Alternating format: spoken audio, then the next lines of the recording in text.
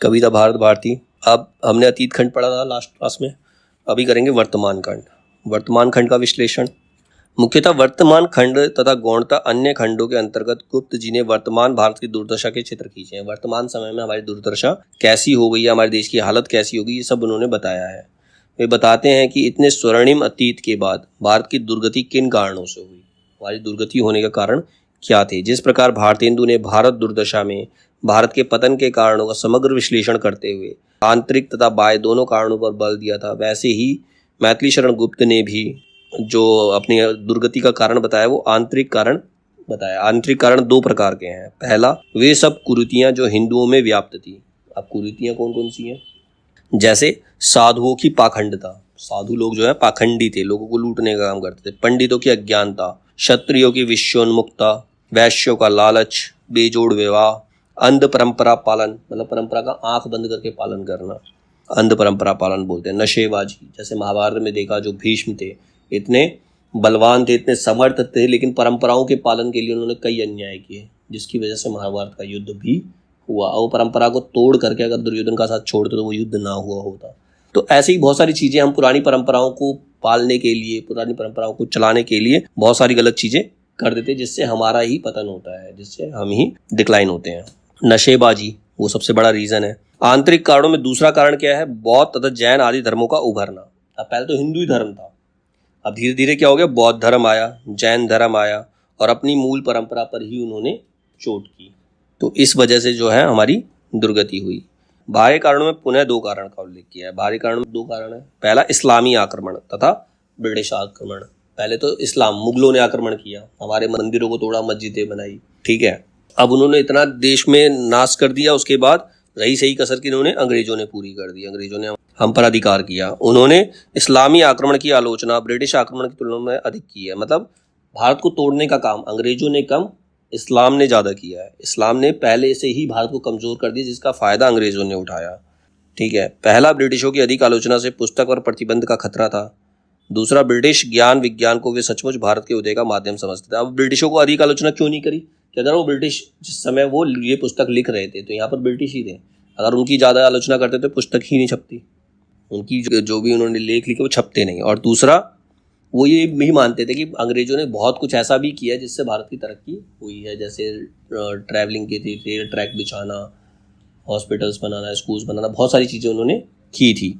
वर्तमान खंड के विशेष प्रसंग इस प्रकार है। प्रसंग क्या क्या है? पहला प्रसंग क्या है? गुप्त जी के अनुसार किसी भी समाज या व्यक्ति का समय हमेशा एक सा नहीं रहता। स्वर्णिम अतीत के बाद भारत का पतन भी स्वाभाविक था। मतलब समय कभी भी एक जैसा नहीं रहता। एक समय पर व्यक्ति तरक्की करता है, खूब ऊपर जाता है, लेकिन एक ऐसा समय भी आता है जब वो डिक्लाइन करता है, जब वो नीचे की तरफ जाता है। समय कभी भी हमेशा एक सा नहीं रहता। हमारा अतीत बहुत स्वर्णिम था, उसके बाद पतन होना भी स्वाभाविक था, लेकिन वो जरूरत से ज्यादा हो गया। संसार में किसका समय है एक सा रहता सदा, है निस दिवस ही घूमती सर्वत्र विपदा संपदा। देखो जिधर अब बस उधर ही उदासी छा रही, काली निराशा की निशा सब ओर से है आ रही। मतलब संसार में ऐसा कोई नहीं जिसका समय हमेशा एक जैसा रहता है। निस दिवस मतलब रात दिन पृथ्वी घूमती है, और इसके घूमने के साथ साथ जो समस्याएं हैं वो भी हमारे जीवन में आती जाती रहती है। अब तो ऐसा हो गया जहां देखो वहां उदासी है और अंधकार ही अंधकार नजर आ रहा है वर्तमान समय में। दूसरा प्रसंग इन्होंने लिया है, गुप्त जी ने बौद्ध धर्म के विकास को धर्म भ्रष्टता का युग कहा। जब बौद्ध धर्म का विकास हुआ तो वहां पर लोग धर्म के मामले में धर्म के आधार पर लड़ने शुरू हो गए, जबकि इस्लामी शासन को परतंत्रता का युग कहा। इस्लामी शासन जब आया, मुगल जब आए, तो हम परतंत्र ही हो गए, हम उनके गुलाम ही बन गए। इस्लाम के विवेचन में कहीं कहीं वह मानसिकता उभरती है जहां उसे अंधकार काल कहा जाता है। मतलब जब इस्लाम आया था, जब मुगल लोग यहाँ आए थे, उस काल को अंधकार काल के नाम से भी जाना जाता है। गुप्त जी चर्चा करते हैं कि कैसे इस्लामी शासन के दौर में हिंदू धर्म पर आक्रमण हुए, मंदिर तोड़े गए और जजिया जैसे कर लगाए गए।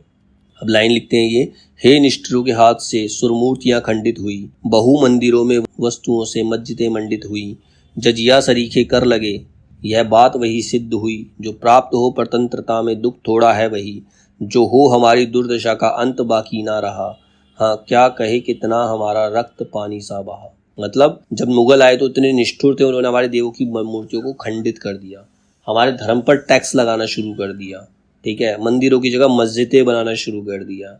तो ये इससे ज़्यादा दुर्दशा नहीं हो सकती थी। उस समय हिंदुओं का रक्त पानी की तरह बहाया गया था।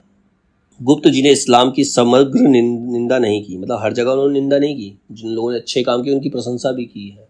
वे अकबर की प्रशंसा करते हुए स्पष्ट करते हैं कि कोई समाज का पूरा गलत नहीं होता, मतलब समाज में सभी लोग गलत नहीं होते, कुछ लोग अच्छे भी होते। अकबर ने कुछ अच्छे काम भी किए थे। ऐसा नहीं होता कि सारी जाति कोई क्रूर हो, मतलब ऐसा नहीं हो सकता जाति में सभी लोग क्रूर हो, अत्याचारी हो। हिंदू और इस्लामी संस्कृति के भविष्य के प्रति उनकी दृष्टि सामासिक व आधुनिक है। वे समझते हैं कि अतीत में कुछ गलत हुआ हो तो वह भी प्रतिशोध के रूप में दोहराने की वस्तु नहीं है, मतलब प्रतिशोध नहीं लेना चाहिए। किसी एक ने गलत कर दिया तो पूरे समाज से उसका बदला नहीं लेना चाहिए, उससे क्या होता है पतन ही होता है। अतीत को भूलकर भविष्य को देखते हुए समन्वित रास्ता अपनाना ही बेहतर है। मतलब अब इस्लाम भी आ गया, हिंदू भी हैं, तो हम उनसे लड़ते रहे, वो हमसे लड़ते रहे, तो पूरे समाज का ही पतन हो जाएगा। हमें आपस में मिल करके ही आगे बढ़ना पड़ेगा, ऐसा उन्होंने लिखा। सप्रेम हिल मिल कर चलो, यात्रा सुगध होगी तभी, पीछे हुआ सो हो गया, अब सामने देखो सभी। मतलब अब जो हो गया वो हो गया। उन्होंने मंदिर तोड़ दिए, मस्जिदें बना दी, सब कुछ कर लिया, लेकिन अब आगे भविष्य में अगर आगे बढ़ना है तो हमें मिलजुल कर ही आगे चलना होगा। हमें भविष्य को देखना होगा और पास्ट को भूलना होगा। तीसरा प्रसंग लिखते हैं, गुप्त जी ने ब्रिटिश शासन का भी पर्याप्त विवेचन किया है। वे ब्रिटिश संस्कृति की काफ़ी प्रशंसा करते हैं क्योंकि वे जिस आधुनिक ज्ञान विज्ञान से संपन्न है वे हमारे लिए जरूरी है, किंतु इसके बावजूद अंग्रेजों द्वारा किए जा रहे शोषण पर कठोर शब्दों में चोट भी करते हैं।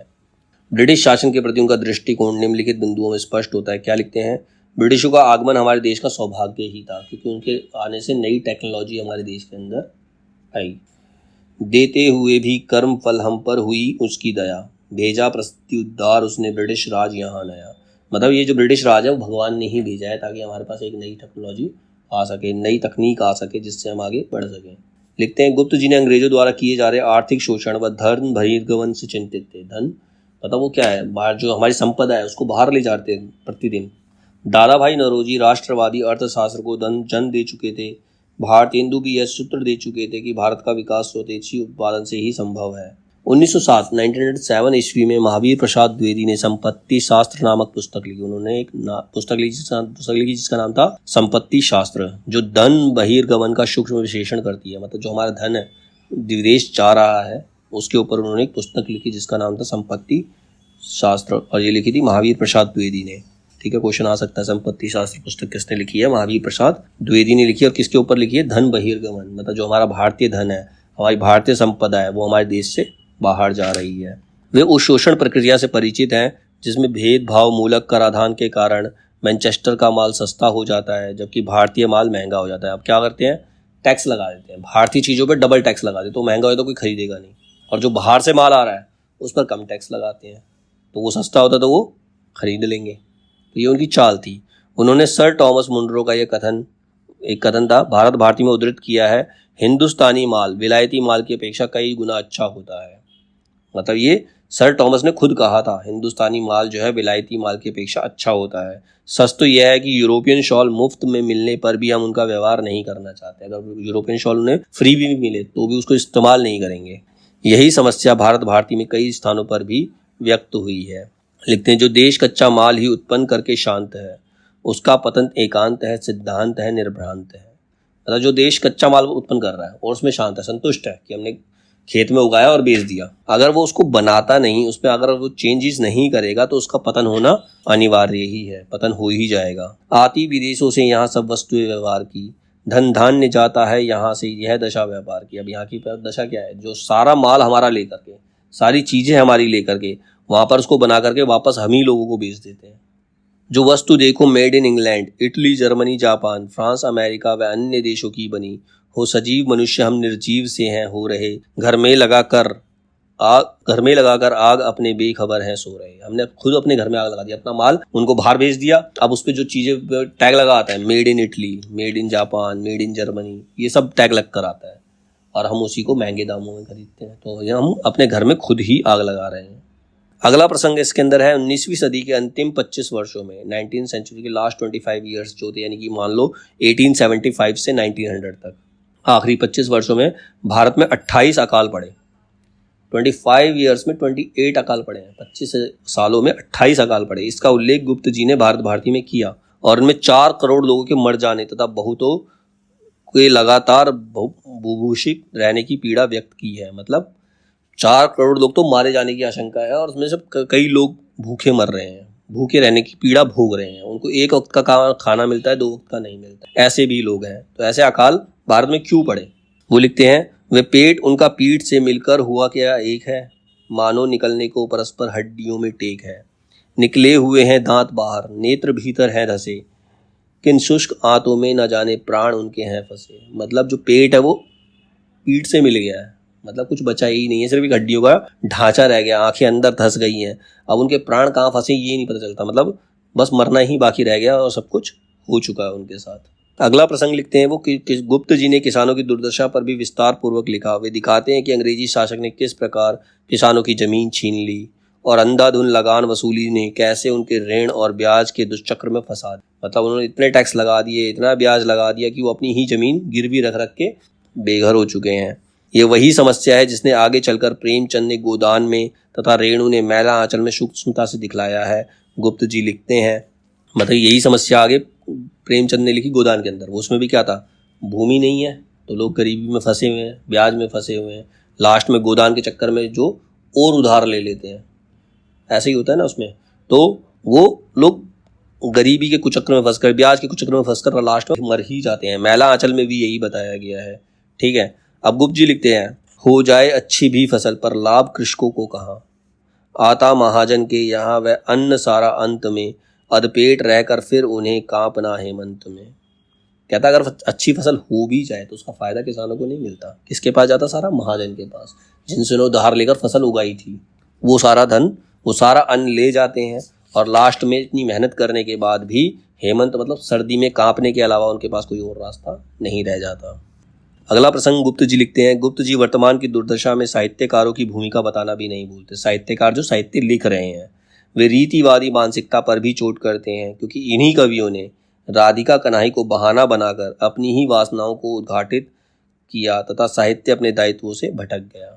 मतलब राधा और कृष्ण को के प्रेम को लेकर के इन्होंने अपनी खुद की वासना को तृप्त करना चाहा, अपने राजाओं को तृप्त करना चाहा और सही मार्ग पर सही साहित्य लिखने से ये वंचित रह गए। उन्होंने लिखा, भगवान को साक्षी बनाकर यह अनंगोपासना है, धन्य ऐसे कविवरों को, धन्य उनकी भावना। मतलब जो भगवान को शस्त्र बनाकर, भगवान को साक्षी बनाकर अपने प्रेम को दिखाना चाह रहे हैं, ऐसे कवि धन्य हैं। वो समाज का कुछ भी भला नहीं कर सकते हैं, उनकी भावना ही खराब हो चुकी है, दूषित हो चुकी है। अगला प्रसंग लिखते हैं, गुप्त जी ने अंग्रेजों की शिक्षा नीति का भी विरोध किया, क्योंकि मैकाले नीति पर आधारित शिक्षा व्यवस्था भारतीयों को मानसिक गुलाम बना रही थी और उन्हें अपनी संस्कृति पर गर्व करना नहीं बल्कि शर्म करना सिखा रही थी। लिखते हैं, वह सांप्रदायिक शिक्षा हमारे सर्वथा प्रतिकूल है, हम में हमारे देश के प्रति द्वेष मति की भूल है।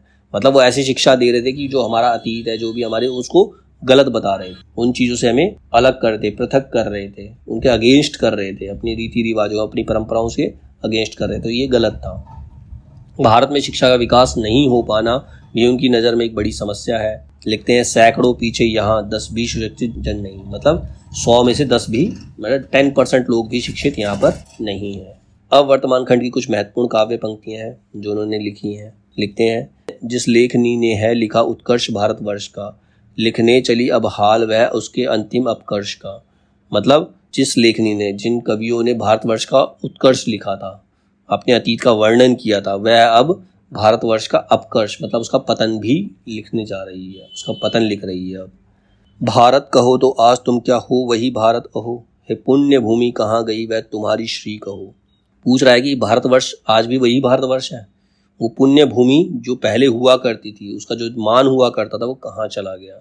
पानी बनाकर रक्त का कृषि कृषक करते हैं यहाँ, फिर भी अभागे भूख से दिन रात मरते हैं यहाँ। मतलब अपने खून को पानी की तरह बहाकर जो किसान है वो खेती करते हैं और फिर भी अंत में उन्हें भूखा रहना पड़ता है, दिन रात वो भूखे ही रहते हैं। देखो कृषक शोणित सुखाकर हल तथापि चला रहे, किस लोभ से है इस आंच में वे निज शरीर चला रहे। शोणित मतलब खून, शोणित का मतलब भी खून होता है, कि वो इतनी धूप में, इतनी गर्मी में अपना खून जलाकर हल चला रहे हैं। क्या लोभ है उन्हें, किस लोभ से वो अपने शरीर को जला रहे हैं? उन्हें तो अन्न भी नहीं मिलता भरपेट, फिर भी ऐसा क्यों कर रहे हैं वो। कुछ रात रहते जगाकर चक्की चलाने बैठती, हम सच कहेंगे उस समय में वे गीत गाने बैठती, पर क्या कहें उस गीत से क्या लाभ पाने बैठती, वे सुख बुलाने बैठती या दुख भुलाने बैठती। यहाँ एक स्त्री, घर की स्त्री के बारे में बताया गया है। पहले क्या करते थे, गेहूं वगैरह सब घर में पीसे जाते थे, सुबह 5 बजे ही चक्की चलाकर आटा पीसते थे। तो कहते थे अब उनके मन में वो सुख नहीं है। पहले क्या करते थे, अपना टाइम पास करने के लिए, काम को आसान बनाने के लिए गीत गाया करते थे। अब वो गीत अपने मन को बहलाने के लिए गाएं या अपने दुख को भुलाने के लिए गाएं। तो ऐसी स्थिति स्त्रियों की हो गई है। केवल विदेशी वस्तु ही क्यों, अब स्वदेशी है कहाँ, वह वेशभूषा और भाषा सब विदेशी है यहाँ। हम केवल विदेशी वस्तु के ही पीछे क्यों भागते हैं। आज भी कुछ चीज़ देखते हैं, हम ऑनलाइन देखते हैं कि ये चीज़ तो इंडिया में मिलेगी ही नहीं, हमें बाहर से मंगानी है। क्यों करते हैं ऐसा। स्वदेशी कहाँ है, जो वेशभूषा, जो भाषा हमारी थी वो कहाँ गई। अब सब कुछ विदेशी ही है। लोग अंग्रेजी बोलना सीख रहे हैं, अंग्रेजी कपड़े पहनते हैं, तो मतलब भारत को तो उन्होंने भुला ही दिया है। विद्या बनी अब देख लो हम दुर्गुणों के दास हैं, है तो मनुज हम किंतु रहते धनुजता के पास हैं। कहता अब विद्या बिना हम क्या हो गए, हमारे सारे दुर्गुण हो गए, मतलब हमारे सारे गुण छुप गए हैं, क्योंकि हमारे पास विद्या नहीं है, हमारे पास शिक्षा नहीं है। हम है तो मनुष्य लेकिन जानवरों की तरह रहते हैं। दासत्व के परिणाम वाली आज है शिक्षा यहाँ, है मुख्य दो ही जीविकाएं भृत्या भिक्षा यहाँ। दासत्व परिणाम मतलब आज शिक्षा भी ऐसी है कि हमें दास बना रहे हैं, वो हमें नौकर बना रहे हैं, हमें वही शिक्षा दे रहे हैं जिससे हम उनके काम आ सकें। हमें सिर्फ नौकर बनाने के लिए वो शिक्षा दे रहे हैं। जीविका के दो ही रास्ते हैं, भृत्यता मतलब या तो हम उनके इशारों पे नाचें या उनके दास बन जाएं या फिर भिक्षा मांगे। यही दो रास्ते हैं जिससे रोटी मिल सकती है। अब सिद्ध हिंदी की यहाँ की राष्ट्रभाषा हो रही, पर है वही सबसे अधिक साहित्य के हित रो रही। रीते पड़े अब तक अहो उसके अखिल भंडार हैं, तुलसी तथा सूरादि के कुछ रत्न ही आधार हैं।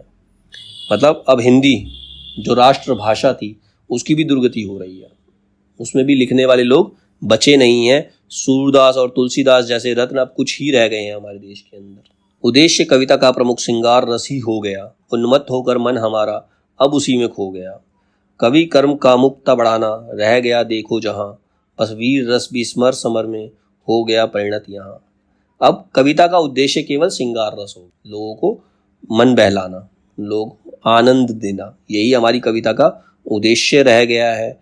कवि अपने कर्मों को भूल चुके हैं, उनके कर्म में सिर्फ कामुकता रह गई है, काम वासना उनके कर्मों में रह गई है। वीर रस तो कभी कभी जब पढ़ा जाता है, वीर रस कभी कभी लिखा जाता है जब युद्ध होते हैं तभी वीर रस आता है, नहीं तो सब कुछ श्रृंगार रस ही हो चुका है।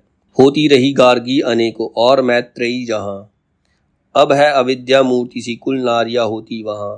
क्या दोष उनका किंतु जो उनमें गुणों की है कमी, हाय क्या करे वे जबकि उनको मूर्ख रखते हमी। मतलब अब गार्गी और मैत्रेयी जैसी पढ़ी लिखी स्त्रियां नहीं होती हमारे देश के अंदर। हमारे इस देश की सारी नारियां अशिक्षित है, उनके अंदर गुणों की कमी नहीं है, इसमें उनका दोष नहीं है कि उनके अंदर गुणों की कमी है। हम मूर्ख हैं जो उनको ऐसा बनाकर रख रहे हैं, जो उनको शिक्षित नहीं कर रहे हैं, ये हमारी मूर्खता है। हाँ दीन बंदो क्या हमारा नाम ही मिट जाएगा, अब फिर कृपा कर्ण भी न क्या भारत तुम्हारा पाएगा। हाँ राम हाँ कृष्ण हाँ नाथ हाँ रक्षा करो, मनुज तो दो हमको दया में दुख दुर्बलता हरो। अब भगवान से लास्ट में प्रार्थना करता है, क्या हमारा नाम मिट जाएगा, क्या भारतवासी अब दुनिया में नहीं रहेंगे, हमारा कण कण चला जाएगा। हे राम हे कृष्ण हे भगवान हमारी रक्षा करो, हमें मनुष्यत्व दो, हम पर दया करके हमें मनुष्य बने रहने दो और हमारी दुर्बलता को दूर करो।